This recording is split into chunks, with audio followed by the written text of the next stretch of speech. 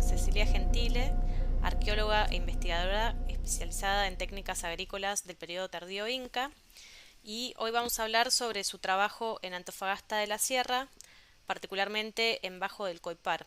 Cecilia trabaja dentro del equipo de investigación del doctor Daniel Olivera, que estudia este sitio desde la década del 80, y vos, Cecilia, te incorporaste a partir del 2016, si no me equivoco, ¿no?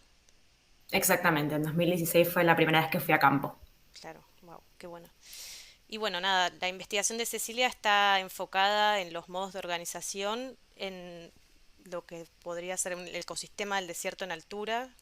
Vos corregime si digo algo mal o algo que se pueda mejorar. Y bueno, a partir de los registros arqueológicos de agricultura que se encuentran en el lugar, estudia la relación del humano con el ambiente de este periodo particular. Y además de haber visitado el sitio muchas veces, la investigación también hace uso de imágenes satelitales que ayudan a completar lo que se puede observar in situ. Es así, ¿no? Exactamente. Sí. Así que bueno, em, nada, si querés contarnos un poco más sobre tu trabajo. Sé que hiciste tu tesis sobre este tema y que también ahora estás haciendo tu doctorado sobre este tema, así que bueno, tendrás mucho para contarnos, pero bueno, nada, por ahí podemos empezar con justamente esto que hablamos, ¿no? Como las primeras veces que fuiste a visitar el lugar y cómo un poco fue, como evolucionando tu relación con el sitio y con tu objeto de estudio. De una. Bueno, yo en 2015, hacia el final de lo que fue mi carrera de licenciatura, el grado, en arqueología específicamente en la Universidad de Buenos Aires, me contacto con el equipo porque estaba buscando un especialista en GIS, que un GIS es un sistema de información geográfico, que lo que permite es hacer un análisis espacial eh, desde una computadora, pero que tiene un referente geográfico siempre. Entonces, cualquier cosa que yo haga en un GIS va a tener una coordenada y una correspondencia real en el mundo. Entonces, nada, me contacto con el equipo y entro como tesista de licenciatura, justamente para analizar estos campos de cultivo. Y el equipo básicamente lo que estudia es toda la parte más de sedentarismo del área, porque Antofagasta de la Sierra tiene evidencia de presencia de humanos desde hace más de 10.000 años, pero obviamente cazadores recolectores. Hacia más o menos 3.000 se empiezan a sedentarizar, empiezan las primeras aldeas, más que nada con una economía muy fuerte de ganadería, no tanto de agricultura, y luego hace aproximadamente 1.200 años hay un cultivo muy intensivo, se desarrollan estos campos que son más de 400 hectáreas, eh, con un sistema de riego bastante complejo, justamente porque al ser un ecosistema de desierto, como dijiste, un desierto de altura, lo que tiene es que no se puede tener un riego que se llama secano, que es un riego que, digamos, crece a partir de las lluvias, sino que es necesario sí o sí que haya una presencia de agua a través de riego artificial. Y nada, la primera vez que voy al campo es más 4 o 5 meses después de que ingreso al equipo. Y nada, para las personas que no conocen lo que es un desierto de altura, es muy impresionante el espacio, tiene una inmensidad muy distinta a todo lo que yo conocía. Yo he ido al NOA en muchas ocasiones, pero justamente Antofagasta es muy diferente porque es muy, muy seco, es muy alto, el ambiente es muy hostil en el sentido de que te sentís mal por la altura.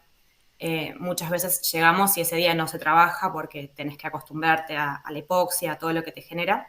Claro.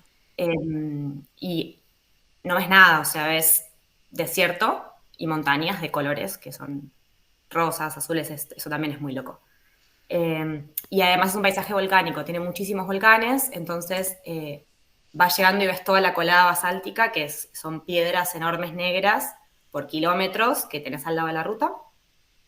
Y dentro de todo este nada, ecosistema complejo, bueno, tenés uno de los cráteres volcánicos más grandes del mundo, que tiene un lago adentro incluso, que hemos ido, que hay un sitio inca dentro del cráter, que no es como te puedes imaginar con lava y eso, sino que Está es un inactivo. edificio. Claro, exactamente. Y bueno, los campos de cultivo están ahí, están todos a la vera de la ruta, o sea, vos vas pasando, y lo primero que pensé fue, mi tesis es mentira, tipo, acá no veo ningún campo, no existen. Y bueno, justamente por eso se trabaja con GIS, porque no los ves a simple vista, no los ves. La única manera que los pude ver en campo, in situ, fue subiendo a altura, a los cerros que están al oeste de los campos, Ujú. a ciertos horarios en los cuales el sol da una luz un poco más rasante y ahí podés ver la estructura de los campos. Por el contrario, en todo lo que es imagen satelital se puede ver con absoluta claridad el cuadriculado de los campos, se pueden ver estructuras que durante los 30 años previos de investigaciones no se habían observado, a pesar de que se pasó muchísimas veces por esas estructuras, son enormes, tienen 20 metros de lado, pero no se ven, no las ves en campo, es muy loco eso. Y justamente la imagen satelital lo que nos permitió fue encontrar esta estructura y a partir de ese análisis estructural generar posibles modelos de organización social que podrían haberlos trabajado. Claro. Ah, súper interesante. Como que primero también tuviste un abordaje del lugar y de lo que pasaba ahí, pero sin haberlo visitado. Y bueno, cuando lo visitaste te cambió mucho. Y después también como esta tercera observación, digamos, que sería desde la imagen satelital que terminó como de definirte el lugar como por ahí lo sentís más ahora, digamos, ¿no?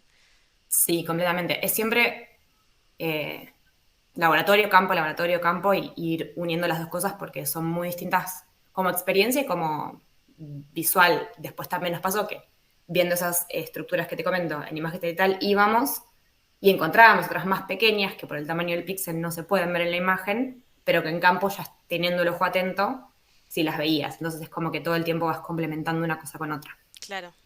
Como se estuvo bastante tiempo investigando este lugar hasta que, bueno, me imagino que en algún momento, desde que surgió hasta que se pudo como usar profesionalmente, ha pasado un tiempo y bueno, como entraste en el 2016, probablemente haya sido como bastante, no sé, la época en la que se empezó a usar imagen satelital o esto empezó antes. No, desde antes, incluso desde principios de las investigaciones, lo que se trabajaba era con vuelos o sea, con fotografías aéreas. Claro, Y se trabajaba más o menos, tenía una idea, pero no había el nivel de accesibilidad que hay ahora. De hecho, los cálculos que había del tamaño, de las estructuras eran casi el doble. Después ahora ya se vio que no, que es más chico, se calculaban aproximadamente 800 hectáreas de cultivo.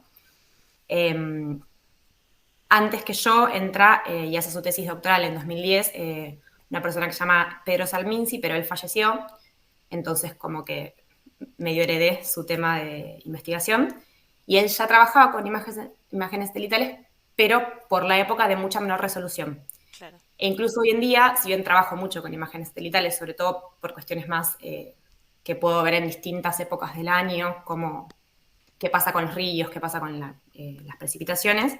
También incluso ahora estoy trabajando mucho con drone, porque también te permite una resolución que no te da la imagen satelital. Entonces siempre se intenta, bueno, buscar la última tecnología y también lo que nos permiten los procesadores que tenemos más caseros. claro.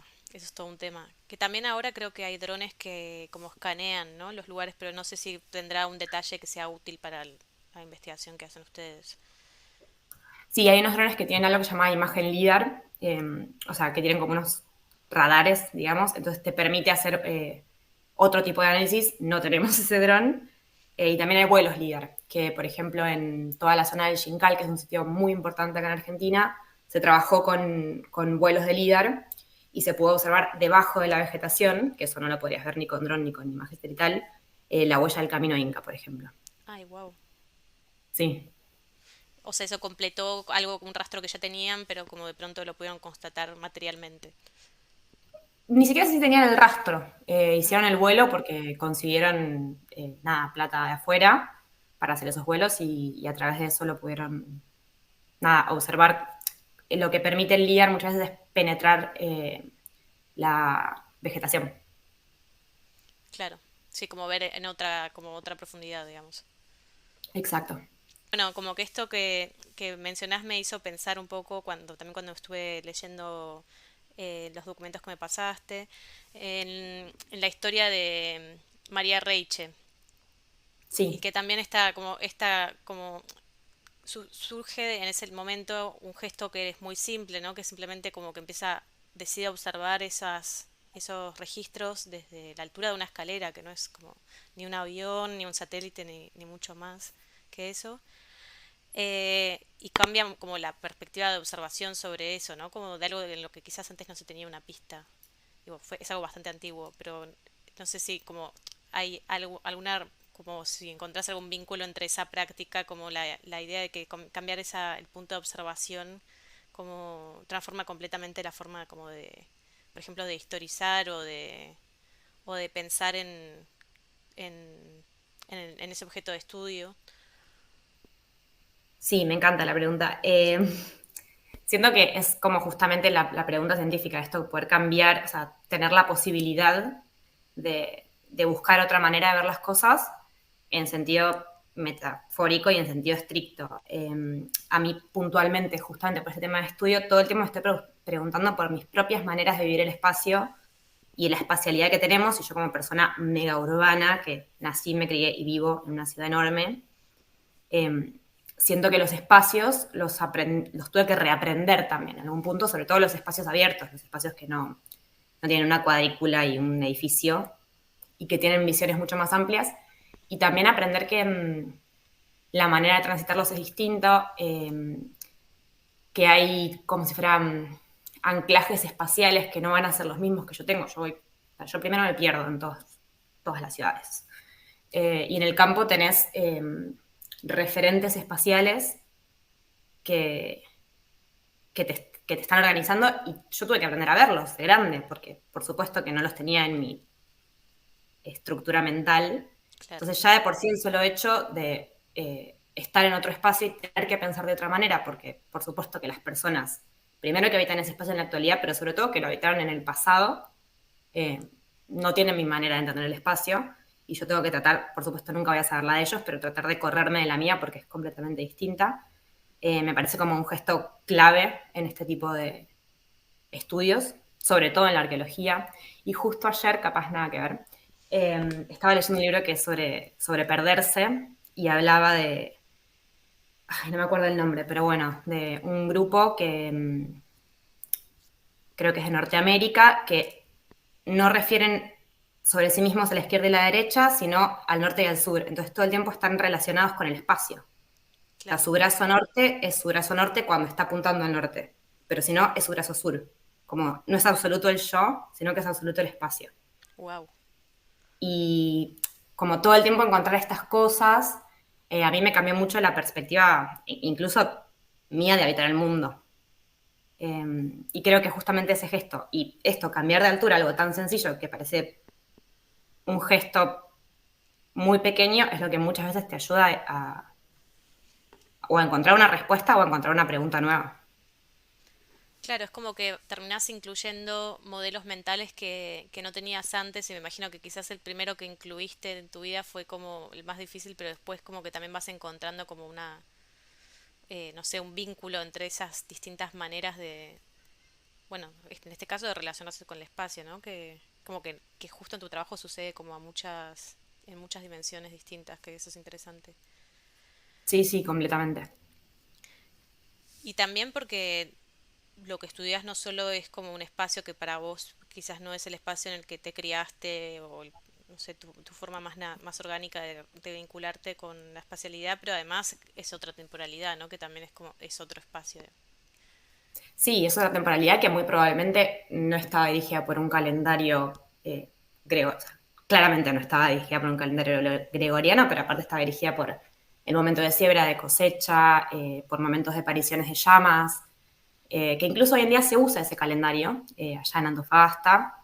Hemos hecho actividades donde les hemos pedido que nos armen un calendario de sus actividades productivas y se armó de forma circular, como es distinta la concepción del tiempo, del espacio, incluso de la actividad. Yo no sabía cosechar y cultivar cosas eh, a, a gran escala hasta que aprendí a estudiar esto. Claro. O sea que aprendiste a cultivar en el lugar más difícil del mundo para cultivar. Todavía nunca cultivé, pero aprendí las maneras teóricas. Claro, y más que nada como que entiendo que también como que la parte que vos estudiás tiene mucho que ver con la ingeniería que hay detrás de esos cultivos, ¿no? Como las formas en las que se como lograban llevar el agua a los distintos cultivos y en las distintas épocas, ¿no? Como que había muchas variaciones de cómo se se producía ese riego y de dónde salía el agua también en este lugar que es un lugar súper árido, pero que bueno, estos cultivos que estás estudiando se usaron un montón de tiempo, ¿no? Como que realmente no es que fue solo un acto heroico, ¿no? Sino que realmente fue una ingeniería que se sostuvo como modo de producción muchísimo tiempo. Sí, completamente. Sí, sí. De hecho, lo que nos muestra la evidencia arqueológica, digamos, es que lo usan 400 años sin parar. No toda la tierra, también eso fue algo que tuve que cambiar un poco el chip, que hay algo que se llama rotación de cultivos, que es que no usas todo el tiempo. Eh, y que la evidencia de abandono no tiene que ver con que se agotó la tierra, sino con que llegan los españoles y la gente se va del espacio. Tiene que ver con, con un cambio político y social, no con un cambio de que se agotó o que la mente se puso más hostil. De hecho, los cultivos se intensifican en un momento que paleoclimáticamente se observa una gran aridez. O sea, de repente se les complicó todo y ellos, en vez de decir, bueno, nos vamos de acá a un lugar un poco más ameno, eh, arman estos grandes campos de cultivo con riego artificial y se mantienen ahí y se reproducen y siguen avanzando. O sea, Claro. no. Y además esto es en un periodo que es un periodo incaico, ¿no? Es un periodo que Después ellos de ya, incaico, primero es algo que se llama tardío, sí. pero ya estaban como ya formaban parte del imperio inca, los pueblos No. que eran los pueblos tacameños. Al principio no, o sea, cuando se arman los primeros campos de cultivo no. Después llegan los incas y se incorpora. Los incas lo que tienen son distintas maneras de incorporar sociedades y acá es como que lo que se cree es que no hubo demasiada resistencia de parte de las poblaciones locales. Entonces, cuando no hay demasiada resistencia, no se toca demasiado a la población, como que te meten una callanca, te meten algunas cositas, se instalan ahí, probablemente piden un tributo, pero mm, se diría como que no hacen demasiado bardo, no hay un control más militar. Claro, como que se llegan a negociaciones y como se vinculan desde algo como más más diplomático que por fuerza. Exactamente, sí. Pero bueno, modificará de algún modo sus propias relaciones de producción, no sé, o sus propias dinámicas internas, pero bueno, como dentro de todo, como que no es destructivo. Eso, Sí, muy probablemente. Esa es una de las grandes preguntas que yo también tengo en mi tesis doctoral ahora, es, bueno, ¿qué pasa con todo este espacio cuando llegan los incas? Porque hay evidencia de que una parte muy chiquita de ese espacio es indefectiblemente incaica, y hay evidencia también de un sitio con mucho control visual de todos los campos y de La Vega. Eh, pero bueno, no hay evidencia necesariamente de conflicto. claro. Sé que los incas sí que tenían también una ingeniería como muy desarrollada para lo que son cultivos en terrazas y cultivos en altura, y que también es como parte como lo que hizo que crezcan como imperio, ¿no? Como la capacidad de como sobreproducir alimentos y entonces distribuirlos por el territorio y así como anexar territorios en su Ujú. imperio. Y bueno, nada, estas evidencias que se encuentran, por ejemplo, en este lugar particular, cómo se diferencian de los modos de producción que se usaban antes de que llegue el imperio inca. Bueno, por un lado, las terrazas. Hay unas terrazas y unos cuadros que el modo constructivo es diferente al del tardío, entonces ya se empieza a evidenciar que hay una distinción y se asocia al incaico, un poco por eso, otro poco porque en ese sector, con ese método constructivo que se llama pircado, hay fragmentos de cerámica incaica que por el tipo de cerámica y por la iconografía que tiene, o sea, los dibujitos que tienen pintados, se puede saber que es incaico. Y por otro lado aparece otro tipo de cerámica que se llama Santa María, que viene de los valles de Santa María, en Catamarca, que Sí, no aparecía antes y aparece en muy baja cantidad. Entonces lo que se supone también es que es algo que se llama mitimaes, que es una de las estrategias que tenían los incas, que es sacar poblaciones de sus lugares, sobre todo en lugares que son más conflictivos, y trasladarlas a otro lado y que esas poblaciones trabajen en ese espacio como para desestructurarlas, digamos. Eso por claro. un lado, y después en los sitios más habitacionales se observan también rasgos constructivos como troneras, una posible RPC, que es un rectángulo perimetral compuesto, que también es como una estructura arquitectónica muy clásica del Tahuantinsuyo. Ujú. Entonces, más que nada por este tipo de evidencias. Y ahora, hace poquito, también encontramos unos textiles con tinte azul, que también se supone que el azul es muy del Inca, eso se puede llegar a fechar, todavía no lo hemos hecho, pero más que nada por eso, Claro. ese tipo. Claro, como que no es solo por los métodos de producción agrícola en sí mismos, sino también por toda la evidencia como de registros arqueológicos más bien culturales que se encuentran o sea, que Claro, se es como que todo construyen. más o menos te va cerrando. Claro. Pero bueno, en lo que es la producción agrícola sería por el método de las terrazas puntualmente. Sí, por las terrazas y por un canal muy específico que es el que alimenta esas terrazas, que la boca toma de agua viene de otro lado. El canal, a diferencia de los del Tardío, tiene lajas, está recubierto, entonces eso permite que no se infiltre tanto el agua. Claro, que no se pierda, digamos. Exacto. Y después hay partes en las cuales tuvieron que hacer lo que se llama cambiar línea de rigidez, que la línea de rigidez es como el tope desde el cual vos podés regar. O sea, yo puedo regar siempre hacia abajo, o sea, siguiendo la gravedad. Y este canal particularmente va por estos cerros que comenté antes, y entonces hay momentos en los cuales tuvieron como que excavar bastante para que el agua pudiera ir bajando hacia esas terrazas. Claro. Entonces hay un conocimiento de ingeniería hidráulica que es, nada, muy particular y muy bueno y se asocia también a los incas. Claro. Y de todo, o sea, como que el periodo que estudias es bastante largo, ¿no? Como bueno, y vemos que pasan, como hay muchos sucesos históricos que cambian también de forma como muy, por ahí, disruptiva o bastante, o muy importante el territorio. Pero hay alguna que es de esas partes de, bueno, estos como 400 o 500 años que te resulte más, no sé, misteriosa, como que te obsesione un poco más. Ah, qué pregunta. Yo creo que el principio, porque hay como o sea, el principio de los campos de cultivo del Tardío, porque hay como una ruptura muy clara vivían en un lado y se mudaron para otro, cultivaban en un lado y se fueron para otro, y de repente te aparece, que una lo ve de repente, después todo esto ocurrió a lo largo de un montón de tiempo y no sabes exactamente cuándo pasó. Claro, Y, o sea, yo me muero por saber cómo se organizaban, porque hay como dos visiones muy distintas, una que es mucho más igualitaria y otra que es bien jerárquica y burocrática, que es la más clásica. Y nada, me encantaría saber qué es lo que pasaba realmente. Eh, eso. y es bastante como, o sea, lo que puedes llegar a deducir a partir de como de los hallazgos bueno, requiere de muchísima imaginación, me imagino, Sí, redundantemente. Eh, reconstruir, ¿no? Como lo que puede llegar a ser como una organización social.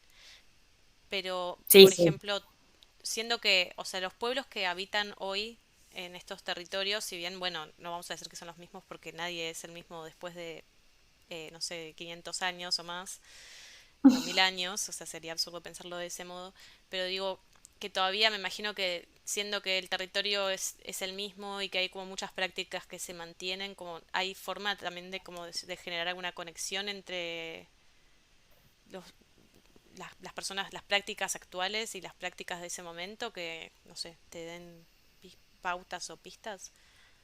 O sea, un poco sí y un poco no. En general eso se hace, que se llama etnoarqueología, que es estudiar más o menos cómo se vincula con el ambiente la gente que vive ahora. Después también lo que pasa es, como te digo, hay un hiatus de desocupación entre que se van todo el pueblo tardío inca hasta que se vuelve a fundar Antofagasta de la Sierra, ya acá, o sea, con los españoles y todo. Claro, Eh, Hay mucha pérdida de muchas cosas, por ejemplo, ahora se está retomando mucho, pero hasta hace algunos años se negaba mucho a tejer, incluso con todo el tema de la cerámica. Todo el mundo te decía, tipo, no, no, no sabemos hacer cerámica, no trabajamos el barro, no, que eso no, que eso no. Y empezás a, tipo, escarbar un poquito y sí. Y de hecho se plantearon talleres, ahora estamos yendo las últimas campañas con un antropólogo que, además de antropólogo, es ceramista, y se recopan, armaron un horno de barro, como que... Y ahí empezaron a decir, ah, sí, yo me acuerdo que de tal lado traía a mi abuela, sí, que acá buscábamos el barro. Entonces, eso está, hay mucha estrategia de silenciarlo también un poco porque en algún momento se usaba en contra de esas personas. Claro, Pero sí, en general nos sirve mucho, sobre todo por esto, porque la gran mayoría de las personas que estamos estudiando no habitamos ese espacio, no lo vivimos y yo nunca había sabido cómo se comportaban las llamas hasta que tuve que aprenderlo porque es una parte esencial de ese ambiente. claro, Entonces te sirve para eso. claro, sí. Y también para este ejercicio de imaginación no viene solo, viene porque nada, las personas justamente te cuentan cosas que nunca te has imaginado. O te señalan sitios. Y bueno, en toda la zona que están estudiando es justo esto que se ve como desde estos, desde la laguna escondida y la lumbrera, ¿no? Hasta donde termina Sí, el volcán grande, digamos, ¿no? Que no sé sí. cómo se Los llama. campos son todo esto que se ve acá. A ver, ahí más o menos lo que se ve dibujado arriba. Todo eso son cosas que digitalicé. Primero a partir de imágenes satelitales. Hoy en día ya sobre todo los canales, que es lo que está en las niñitas, a partir de imágenes de dron. Este es el pueblo, que es un pueblo muy pequeño, Ujú, que se ve ahí, y todo el resto son los campos arqueológicos. claro, Acá en toda esta parte son campos actuales, que claro. están hechos sobre campos arqueológicos. Esto también. Y también lo que hay ahora es, por un lado, el trazado de la ruta, que te parte todo el entramado de campos, y por otro, bueno, eso, los campos actuales. Que esa ruta, o sea, en su momento no pasaba, no había una ruta que ya antigua que pasaba por ahí. Es una ruta como más actual que, bueno, lo que hizo habrá sido destruir algo de la evidencia arqueológica, me imagino. Y tiene como 20 años, Ah, creo, si no bueno, recuerdo, súper más nueva. también. Sí, sí, sí. O sea que cuando pusieron esa ruta ya estaban estudiando el lugar. Quizás no recuerdo. No, eso no te lo sé contestar. Bueno, no, una pregunta Lo que pasa es que demasiado también los campos puntual. no se empezaron a estudiar desde el principio de los estudios arqueológicos. Claro, La que se empezó a estudiar fueron unos sitios que estaban acá, donde ahora hay campos actuales, que es 2000 años previo a los campos, que de ahí es que pasan acá, a esta zona, que, bueno, dice justo ahí Pucará Lumbrera. sí, A ver si me acerco se puede ver quizás. Estos cuadraditos. sí, Bueno, eso es un sitio aglomerado, como si fuera el equivalente a una ciudad. wow. Sí, es flashero. Es que también como que es muy loco, o sea, con la escala no te imaginas, ¿no? Que el tamaño que, bueno, me imagino que vos ya tenés el ojo súper entrenado, No, pero, tampoco tanto. pero como que no te terminás de imaginar el tamaño que puede llegar a tener y si es algo, bueno, evidentemente eso no se ve natural cuando te acercás, pero qué sé yo, viste que a veces también pasa que, no sé, que hay condiciones geológicas que generan figuras geométricas y bueno, Sí, sí, sí, sí, total. Bueno, sí, de hecho, cuando estás ahí, no lo entendés el sitio, porque aparte está hecho con la misma. Todo esto es esto que te digo, la colada basáltica. sí, Todo este sitio está hecho con eso. Entonces, tenés que tener un poco de ojo. Después ya empezás a ver los muros y qué sé yo. Pero aparte es laberíntico y bueno, este hombre que mencioné antes hizo un estudio de toda la arquitectura de este sitio y lo que observó es que, o sea, tenés como muy poquitos puntos de ingreso que están vigilados, hay una doble hilera de muralla, era un sitio muy defensivo. ah, mira qué O sea, interesante, no, sí, y está armado como si fuera medio laberíntico, entonces no ingresaba nadie que no supieran que estaba ingresando. claro, como que era un lugar bastante oculto también, Mm. Y de hecho, estás ahí y te pasa, tipo, no entendés si ya viste o no esta piedra, es como que claro. es, tenés que ir con un mapa. Y esta parte puntualmente se sabe de qué periodo es. Sí, este es tardío, después están los incas, que por acá tiene que estar el RPC, este que te comenté, incaico, pero se empieza a construir durante el tardío. ¿Y el De tardío hecho, a qué poblaciones se refiere puntualmente? O sea, ¿se seguiría llamando los pueblos atacameños o hay como una referencia más puntual? Porque entiendo que también los pueblos atacameños son un conjunto de pueblos con diferentes costumbres y culturas, ¿no? Como... claro, el tema es que como está este hiato que te digo, no hay una identificación exacta si son atacameños. En el tardío, nada, esto como dato igual, que no significa nada más identitario de la hora. En el tardío lo que se observa mucho es una cerámica que se llama Belén, que es de los valles. Ujú, Entonces es muy probable que hubiera una articulación con los valles de Catamarca, de toda la parte más al sur. claro, Em, pero bueno, no hay, digamos, hoy en día un pueblo que diga, no, si estos son nuestros antepasados, excepto las personas que viven, pero bueno, sí, son cosas de caminos. No hay una manera como de saber exactamente de dónde venían. claro. Sí, como que hay, bueno, nada, hay una dificultad muy grande para conocer ese pasado también, ¿no? Sí, Y trato de que sea la única vez que me pongo muy especulativa si te dejo ir contando de la investigación. Pero esto, por ejemplo, que estás mostrando en lo que se ve que hay como una construcción que está decisivamente construida para ser defensiva. Si sí. sabe un poco por qué se daba esto, qué condiciones habían no sé, que requirieran un tipo de construcción así. ¿Es porque las minas que había, ya había como quizás algo vinculado a la... Sé que la minería también era muy distinta, no se puede pensar en los mismos términos que ahora, pero bueno, Sí, sí. Hay teorías, en realidad. Lo que se observa durante este periodo puntual en todo el noroeste, no solo acá, es que hay muchas poblaciones que lo que hacen es ir a Pucarás. Pucarás es un sitio en general de altura y defensivo, por eso que se llama Pucar por eso, y como refugiarse. Lo que se cree es que había una cuestión más endémica de conflictos entre las distintas poblaciones. Hay gente que dice que el conflicto era tipo guerra todo el tiempo, otros que dicen que era una cuestión más mental de la inseguridad, por ponerlo en términos actuales, y otros que dicen que era una cuestión de que había conflictos, pero también había intercambio, entonces como si hubiera, como en México, en muchos lugares que se sabe que había momentos, digamos, de guerra y momentos de paz para intercambiar. claro, Se supone que acá lo que pasa es lo mismo dentro de ese gran proceso del noroeste argentino, pero un poco lo que dicen las personas que lo han estudiado es, un poco sí, pero también está lejos de todo el resto de los lugares. O sea, cualquier persona tiene que hacer 4 días de jornada caminando para llegar acá. Entonces, no tenías una manera de traerte un ejército y tomar este área.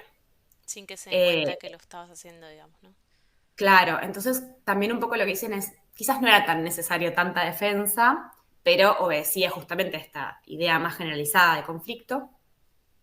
También se habla mucho de posiblemente un conflicto entre las personas de lo que es el fondo de Cuenca, que es toda esta área, y las áreas de mayor altura, que son las quebradas de altura y los sectores intermedios. Pero también el conflicto es a menor escala, quizás. Entonces no se sabe muy bien por qué. Lo que sí se sabe es que el conflicto más amplio, o sea, de todo el NOA, tiene que ver con un crecimiento de población, una sedentarización y una cierta aparición de determinadas jerarquías y determinados señoríos, se lo llama, que bueno, que pueden o querer conquistar otras áreas o querer defender las suyas. Claro. Entonces, nada, eso, conflicto por recursos en general. Pero bueno, acá no se sabe exactamente por qué. Y también como quizás la cuestión, o sea, no sé si estoy haciendo conexiones extrañas, pero la cuestión de que haya como un sistema tan efectivo para producir alimentos, quizás, bueno, también habría una forma, un reservorio, ¿no? Y eso quizás era lo que se protegía, como el Sí, almacenamiento. sí, la importancia clave, clave, clave de Antofagasta es un nodo entre rutas. O sea, vos de Claro, acá tenés paso al norte de Chile, tenés paso a las Yungas, tenés paso a los valles, tenés paso a Salta. Y al estar en el medio del desierto, tenés todos los recursos necesarios, porque justamente es un oasis, no sé si lo dije ya. Eh, entonces, es más la estrategia geográfica que otra cosa. claro, También están las minas, que se supone que por eso ese era el interés, digamos, del Incario de tomar el área, que era la riqueza minera. Pero bueno, sí, es como un nodo estratégico. Si vos tenés el control de acá, tenés paso a todos lados. Claro, eso sigue siendo así hoy en día en algún punto también, ¿no? Porque entiendo que Sí. las rutas que, no sé, en las que se saca, por ejemplo, se exporta el litio, o bueno, no sé exactamente qué minas están funcionando ahí ahora, pero también pasan las rutas, o sea, salen por ahí y hay como todo un espacio que es convenido, ¿no? Entre Chile y Argentina, por lo menos para que esas rutas tengan ciertas facilidades y, no sé, no tengan que pagar impuestos como de fronteras y esas cosas. Lo de los impuestos no lo sé, pero sí, o sea, es un espacio de paso seguro, seguro.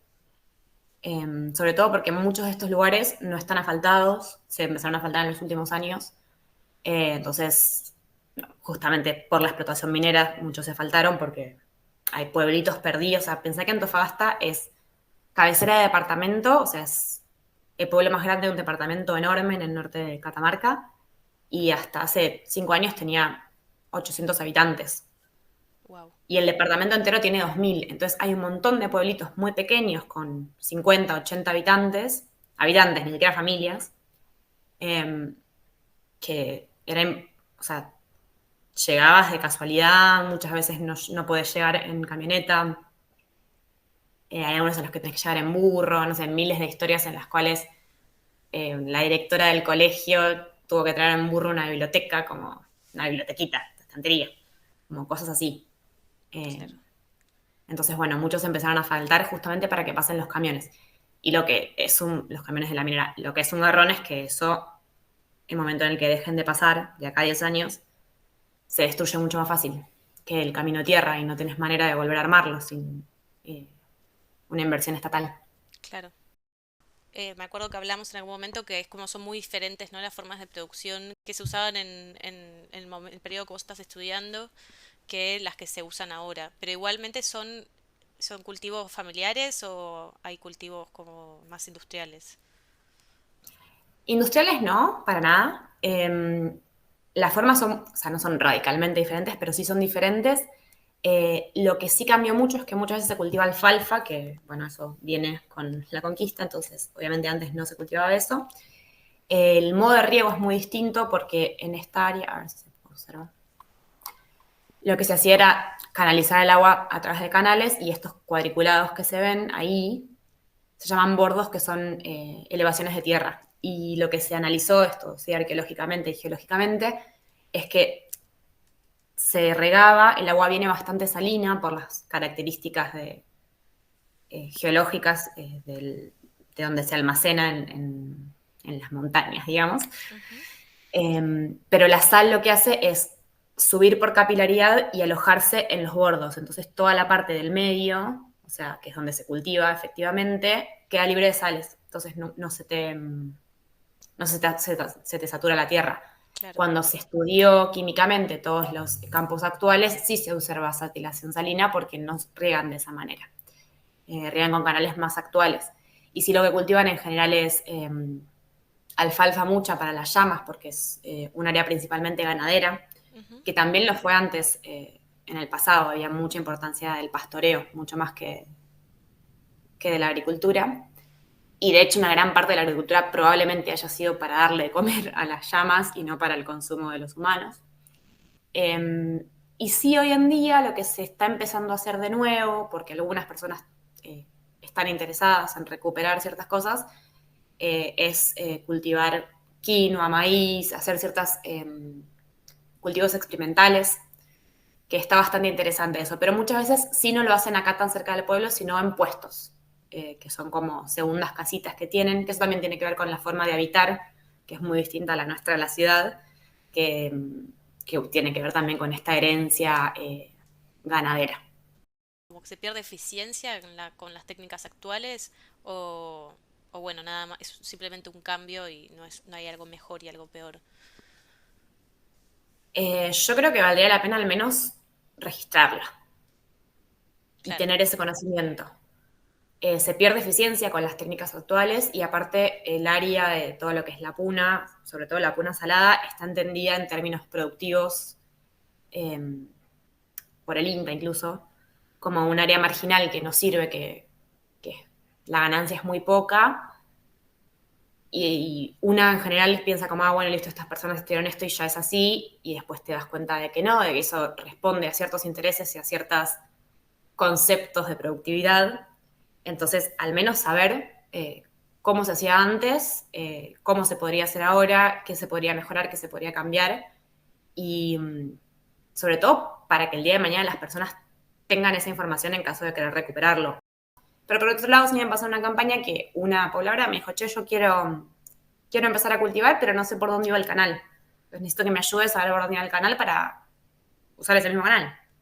Entonces, como bueno, al menos saber de qué iba y que eso esté en algún lado y que el día de mañana, si a alguien le interesa, que se pueda utilizar. Pero no viven en general de la guita que le genera o del producto que le genera el cultivo hoy en día. La mayoría viven o de laburar en la mina o de trabajos municipales, y los que sí viven más de agricultura familiar lo hacen a través del ganado, no del producto agrícola. Claro. La activación de la mina también cambiaron mucho las relaciones de trabajo en esta zona que es tan chiquita, ¿no? Sí, completamente, de trabajo y de todo. O sea, no sé, por ponerte un ejemplo que ni se me había ocurrido a mí en su momento, bueno, muchas veces pasa que, viste, que trabajan por turnos. Y cuando hay cambio de turno de más o menos 2 semanas o 3 semanas, primero el pueblo está lleno de camionetas, repleto de gente. La gente muchas veces no es local y hay conflictos nuevos.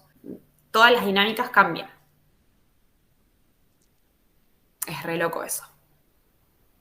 Y Y empiezan a aparecer cosas como trabajo sexual, como apuestas, gente borracha todo el tiempo, bueno, un montón de cosas que complican bastante la dinámica diaria.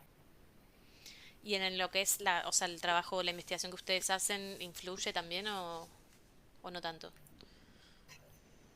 Eh, a ver, ¿cómo te lo digo? O sea, sí, en gran parte sí. Puntualmente en mi equipo de investigación, por el momento no ha pasado nada. También mi equipo es muy político, entonces no se ganan enemigos gratis. Pero sí ha pasado de situaciones en otro equipo que, por ejemplo, les apareció un parabrisas partido de una camioneta. Y en general lo que haces es vas, les explicás y casi siempre es tipo, todo bien, sí es cagada, no hay problema. Pero hoy en día siempre es como, sí es cagada, pero podemos tipo monetizarlo de alguna manera. Y muchas veces no se puede monetizar una estructurita porque no es, o sea, monetizarlo sería turísticamente. Entonces, es una estructurita que a nadie le va a interesar venir o sea, a mí me reinteresa porque tienen información. Y también lo otro que pasa es que muchas veces, o sea, las mineras tienen que hacer algo que se llama estudio de impacto, que es ver los impactos justamente que va a tener en el lugar, en el pueblo, en la ciudad, bueno, en un montón de, nada, dimensiones de la vida. Y una de ellas es el impacto arqueológico, que muchas veces lo que tenés que pedir es o un cambio de traza de ruta o hacer un rescate, que es levantar todo antes de que se instale. Los arqueólogos en ese sentido somos enemigos en algún punto, porque te podemos parar una obra, que nunca te vamos a poder parar una obra porque no somos actores que tengamos palanca o peso Claro. real. Pero bueno, estamos viendo que quizás que estás comiéndote una callanca o que te estás comiendo algo, y si el pueblo de repente se pone en contra de la mina, bueno, son más argumentos. Entonces tenés que moverte con mucha más cautela. Y en particular en Catamarca la minería está muy protegida por el gobernador, Sí, sea cual sea, porque es una provincia minera, mucho más que turística. claro. Eh, entonces, sí, hay muchas cosas en el medio que son recontra turbias. Nos ha pasado de pasar por el salar de Antofalla, que está a 80 kilómetros de Antofagasta. Primero ves los pedacitos de registro arqueológico diciendo, ay, por favor, tiraron todo, digo, lo rompieron. No. Y segundo, te paran, te piden papeles, sí, o sea, eso te pasa. Al menos esta es mi percepción, pero de 2019 en adelante yo lo que vi fue un crecimiento exponencial de ese tipo de minería. También me imagino el vínculo con la población y lo que le pasa, lo que le afecta, cómo reaccionan, ¿no? Como todo eso, como me imagino que va también modificando las condiciones del estudio. que puede haber como una práctica que imparta justicia o injusticia, que si hay estos valores dentro de la forma de hacer investigación y de lo que se obtiene con la investigación, nada de cómo se vincula y cómo puede, no sé, de alguna manera, quizás se me ocurre, para hacerlo una pregunta más práctica, si puede influir positivamente en la gente que está directamente relacionada con esto, ya sea porque es su pasado o porque vive ahí. Sí, da para muchas horas. Voy a resumirlo lo más posible, tocando puntos clave. En principio, toda construcción de conocimiento implica estructuras de poder e implica decisiones políticas. O sea, yo estudio esto y podría estudiar otra cosa. Y estudio esto de esta manera y podría hacerlo de esta otra. Entonces, ya de por sí, yo personalmente considero eso y me parece que todas las personas que hacemos ciencia tenemos que hacerla de manera responsable y teniendo en cuenta que todo lo que digamos, por ser considerado conocimiento experto y porque lamentablemente yo tengo más validez en términos académicos en lo que diga sobre los campos de cultivo que muchas personas que yo creo que tienen mucha más experiencia al respecto por haberla pasado a través del cuerpo. Es necesario que todo lo que digamos esté entendido en esos términos. No sé, o sea, lo podemos ver históricamente, como el desarrollo de la bomba nuclear, como hay veces que o sea, la ciencia y lo que vos digas va a tomar caminos que una vez que salen de tus manos, no sabes cuáles van a ser. Y en particular la arqueología, yo por un lado pienso que tiene mucho para decir, por un lado por esto, porque hay conocimiento que hoy en día se puede volver a construir y puede aportar de distintas maneras, como esto, la manera de cultivo en el pasado. Y por otro lado tiene mucho que ver con la capacidad de un pueblo de construir su identidad en términos más desde lo identitario, que para mí es clave, pero también desde la manera de generar derechos. Entonces, no es lo mismo un pueblo en el medio de la nada que tiene una personería jurídica que dice que tiene determinados derechos por ser un pueblo originario que uno que no. Entonces, por ejemplo, acá se construye a partir de la autoidentificación, pero en Estados Unidos es a partir de análisis de sangre. No, Sí. que Entonces, desde ese lugar, la ciencia siempre va a construir conocimiento y el conocimiento es poder. Por otro lado, lo mismo, si vos podés decir, no sé, te pongo un ejemplo con esto de las cosas de impacto muy chiquito. En el trazado de una ruta había una piedra o un árbol, no me acuerdo cuáles dos, que era re importante para el pueblo porque las personas iban ahí a comprometerse. Entonces yo te pedía matrimonio ahí. Y nunca alguien que no era del pueblo iba a saber eso. Y el trazado se lo iba a comer. Y se logró, a través de estudios de impacto antropológicos, defender ese espacio y cambiar el trazado de la ruta porque tenía una determinada memoria e importancia social claro. que por supuesto se desconocía por las otras personas. Bueno, la ciencia es, o el conocimiento, eh, son herramientas y por eso defendemos el CONICET que está en peligro y por eso defendemos una ciencia que sea soberana y que no responda a intereses privados, porque los intereses privados responden al capital. O sea, conocer toda la diversidad posible de técnicas puede hacer, puede ser de mucha utilidad frente a una situación hostil, ¿no? Como, Sí, completamente. Una situación en la cual va a faltar el agua de acá a 10 años. claro. Eh, por ejemplo, en Perú hay un investigador, también que es investigador acá en CONICET, que hace 15 años hizo su tesis de maestría sobre sistemas de riego en altura en Perú. Ujú. Y ahora están reservorios de agua Sí, antiguos, arqueológicos, los están volviendo a poner en funcionamiento con algunas tecnologías actuales, pero también con tecnologías arqueológicas, justamente para esto, porque se necesitaban y sin el estudio del previo no se podría haber hecho. Y pasa lo mismo, los tipos de materiales de construcción que se usan acá en reservorios en Antofagasta se hicieron mal, porque no eran los materiales aptos para este clima, no eran la manera en la cual a vos te servía. Se hizo uno, por ejemplo, en un sector a cielo abierto y acá hay un viento que se llenó y se colmató en muy pocos meses porque no se tomó en cuenta la cantidad de viento que arrastraba toda esa cantidad de arena. claro. Entonces, nada, son conocimientos que uno piensa que los ingenieros saben todo y yo lo pensé muchas veces, y después te das cuenta de que no, de que hay una cuestión local que requiere un conocimiento construido a lo largo del tiempo y eso, en el lugar. Y estas vegas lo que tienen en particular es que la vega es lo que aparece a la vera del río, es que están cultivadas en el sentido de que se excavan pequeños canales alrededor para que el agua fluya en distintas direcciones y lo que sería en realidad la vega natural, que sería mucho más chica la franja de vegetación alrededor del río, se expande. Y eso lo hicieron las poblaciones pasadas desde hace 3.000 años para tener más espacio de pastoreo para las llamas. Claro, Y eso es una técnica, esto, viejísima y ancestral, y que si se hace mal, te saliniza nuevamente, te saliniza la tierra y ahí no te vuelve a crecer nada. Entonces, nada, no perder eso. De hecho, claro. hemos visto mal manejo de vega en la actualidad con los parches de sal.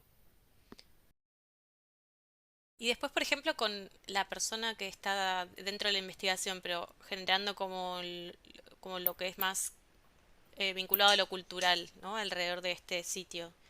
¿Se cruzan informaciones? ¿Hay algo como vinculado a la forma de hacer agricultura que tenga como, no sé, un aspecto quizás ideológico diferente o más ritual o no sé? O sea, más allá de lo que me imagino que, bueno, que es más material, ¿no? Que hay un calendario y unos como momentos, ¿no? De siembra y cultivo. Sí, a ver, es complicado, tiene mucho que ver con el marco teórico que se utilice. Sí, Yo soy un poco de pensar que hay muchas cosas que nunca vamos a poder saber, entonces no me sirve demasiado afirmarlas o no afirmarlas, pero siempre se pueden plantear como posibilidad y me parece divertido hacerlo y pensarlo de esa manera. Eh, lo que se puede saber de la parte más quizás simbólica, que nunca lo vas a poder saber en verdad porque no tenés manera, es a través de registros o bien de etnoarqueología y ver cómo sucede eso hoy, o bien a través de registros de fuentes. Por ejemplo, no sé, el libro de Guamampó. Tenemos una teoría con una de las chicas que trabaja del otro lado, digamos, de la vega, en campos de cultivo también, de que hay ciertas cosas que remiten a las formas de cultivo o a ciertas ideologías respecto de los ojos de agua y la fundación, digamos, de los campos de cultivos en el momento en que se inauguran, sería. Pero bueno, es como muy fantasía nuestra, arqueofantasía le llamaríamos. ay, me encanta.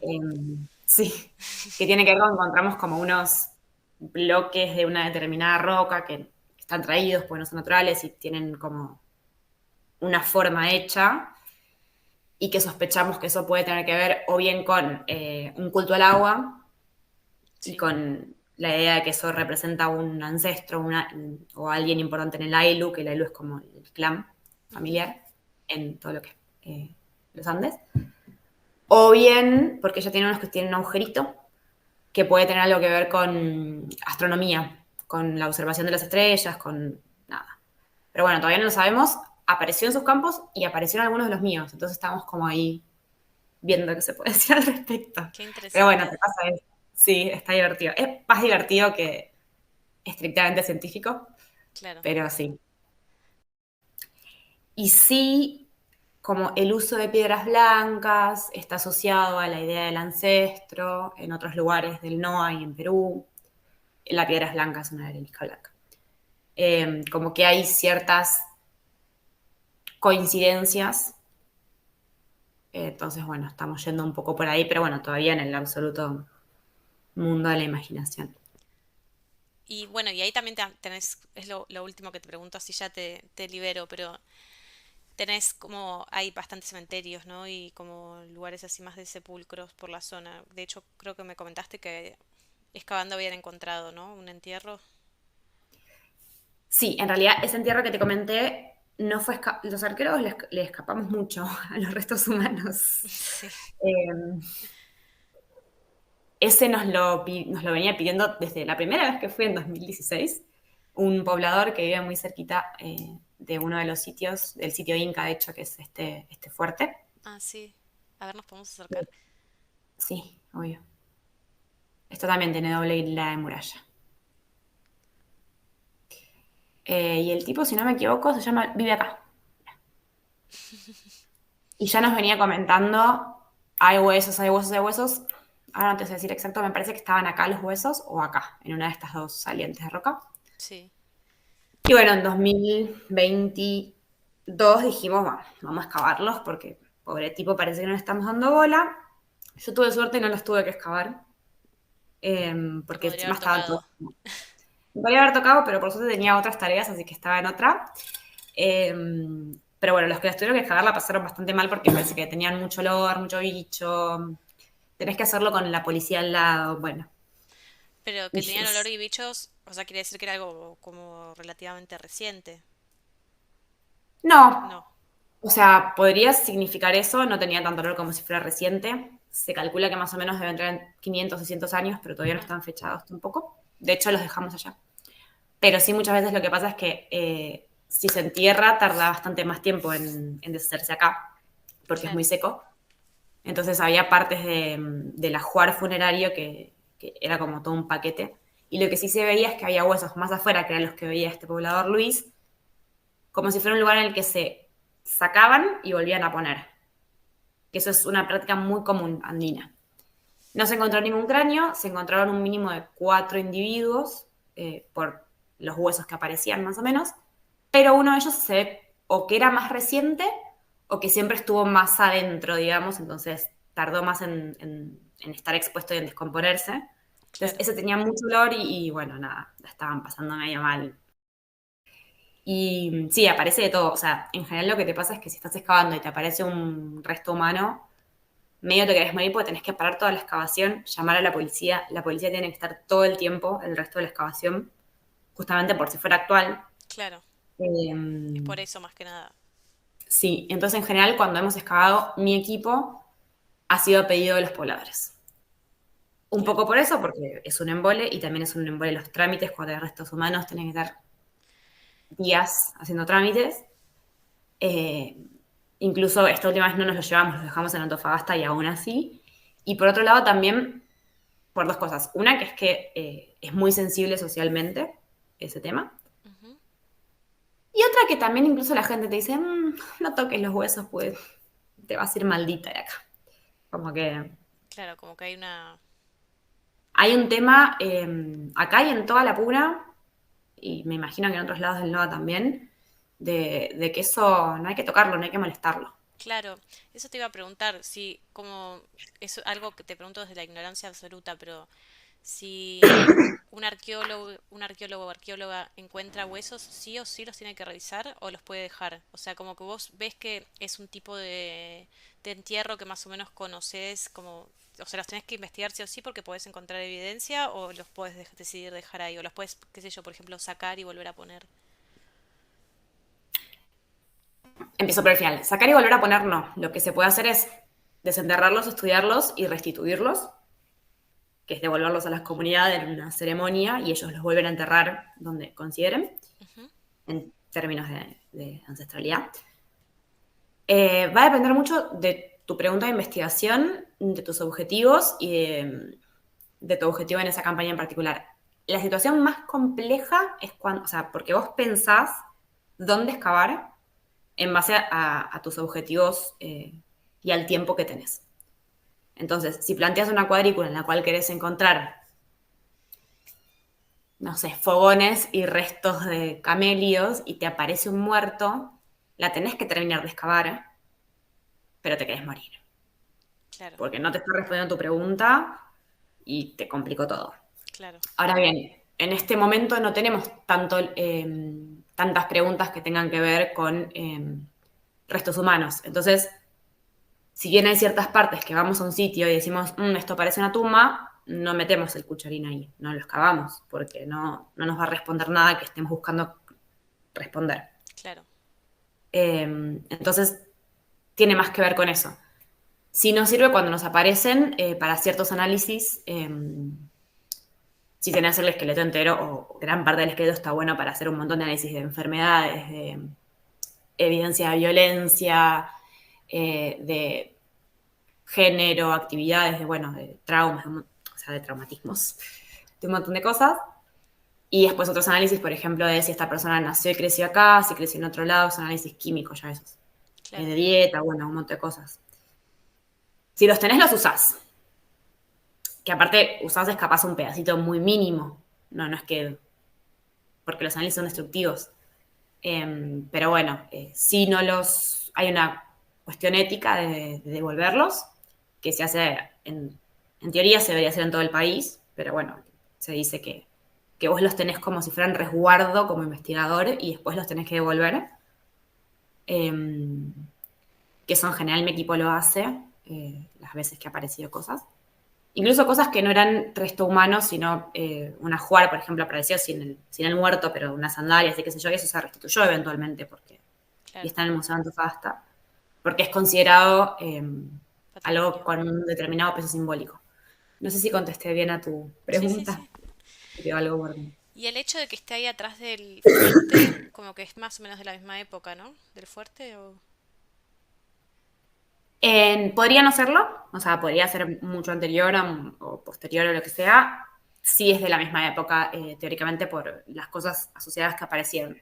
Eh, Claro, pero sí, pero podría ser de cualquier otro momento, incluso, no sé, en las altas cumbres tenés entierros que tienen que ver con algo más simbólico, de que estén ahí, no porque sean cercanía a un sitio.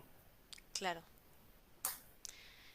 Y cuando encuentran esto, o sea, tiene que venir alguien que sea forense también, digo, más allá de un policía, como un arqueólogo que se dedique a lo forense particularmente, o ustedes mismos lo pueden tratar, o no sé, dentro de su equipo tienen alguien que se dedica a eso.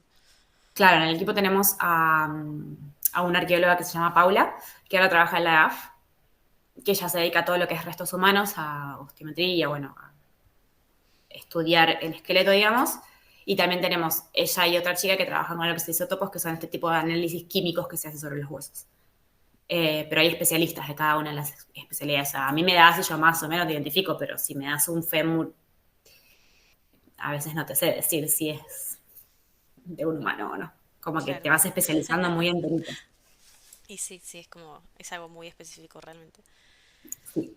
Entonces, nada, mil gracias por nada, por contar sobre tu investigación. Me pareció súper interesante. Me encantó también poder verlo en el mapa, que nada, queda como mucho más claro. Incluso si lo ves, o sea, es como que tener alguien que te pueda explicar este nivel de detalle es un lujo. Así que bueno, mil gracias. Bueno, gracias a vos por la invitación y por toda la paciencia con el metaverso y esas Ay, cosas. no, cero Cuando me paciencia. caigo. Lo entendiste muy bien. Joya.